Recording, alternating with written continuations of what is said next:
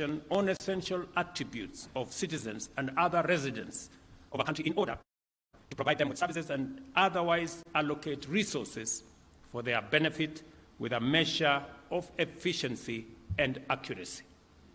Moreover, the provision of public services also depends on the deployment of personnel and associated resources throughout the country in such a manner that the purposes and objectives of government are realized to the utmost. Transactional efficiency in the provision of public as well as private goods and services depends on a capacity to establish the identity of agents and quickly and accurately in that matter. In recognition of these imperatives, Kenya has established a strong track record of sound identity management practices anchored on a national population register that is underpinned by the maintenance of a shared fingerprint biometric system. The register captures the data of adult citizens, residents of national or foreign nationals, refugees, as well as other protected persons. Aside from this, Kenya also maintains a robust civil and vital statistics registration system. The government has instituted measures to ensure 100% registration of births and services and births and deaths by 2026.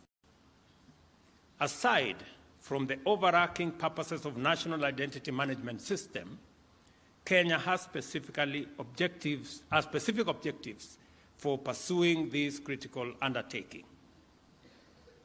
Article 12 of our Constitution sets out the entitlement of every citizen to rights, privileges, and benefits of citizenship, and to a Kenyan passport and any document of registration or identification issued by the state to all our citizens.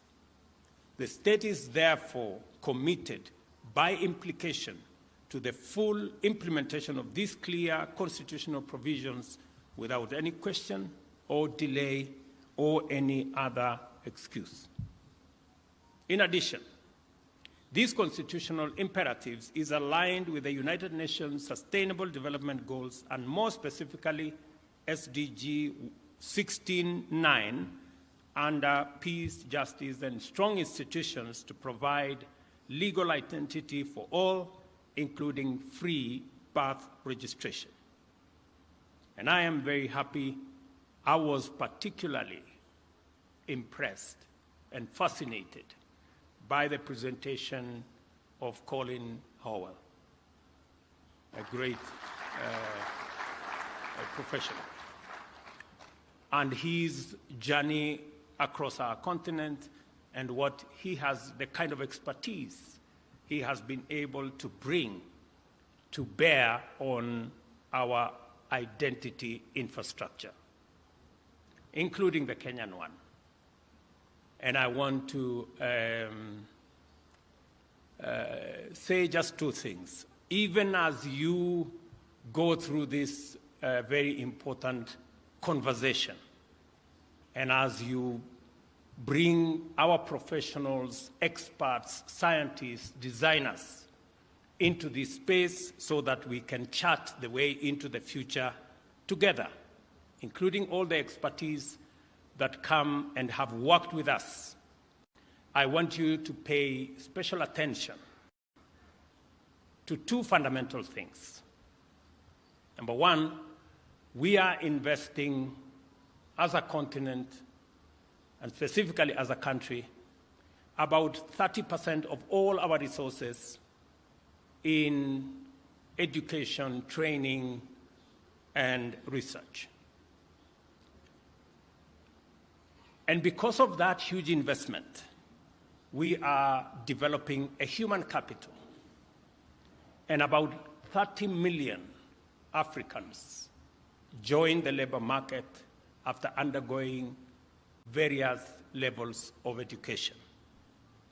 I would ask that even as we develop the expertise around this field, even as we work with professionals and experts and designers, we have millions of young people, talented, tech-savvy in our continent that can be trained, that can work with experts from the rest of the globe, and in a very short time, we should be able to not only do what Colin Howell is doing by Africans in Africa, but we can also begin the journey to export that talent to other parts of the world.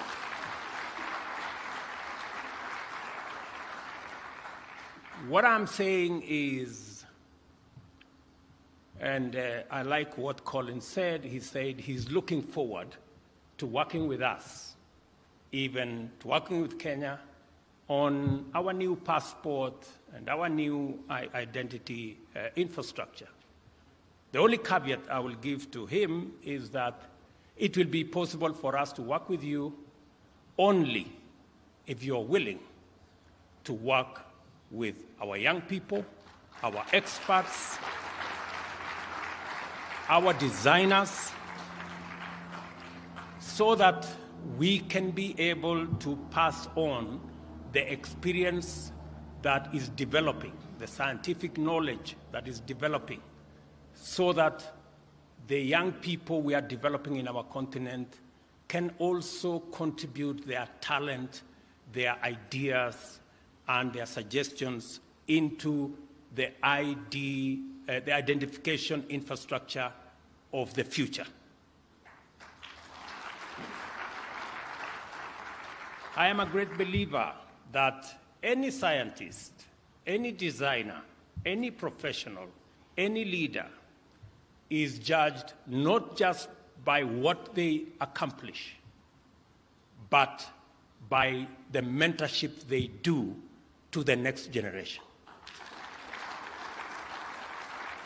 You must position yourself as part of your success to develop the next generation of designers, the next generation of professionals. And I say so very passionately because Africa is the youngest continent with a mean age of about 20. And with technology, the young people that come out of school, my estimate at the moment is about 30 million every year. They have what it takes to provide the human capital, the labor of the future, the designers of the future, the scientists of the future, just with a little bit of working together and building the necessary ecosystem that will tap into this talent. I want to ask the policymakers who are here, ministers, principal secretaries, that you must keep an eye, not just on what is available now, who we can work with now, but we must also keep an eye on making sure that we tap into the millions of the young people in our continent to give them the opportunity to contribute their talent and expertise going into the future. I think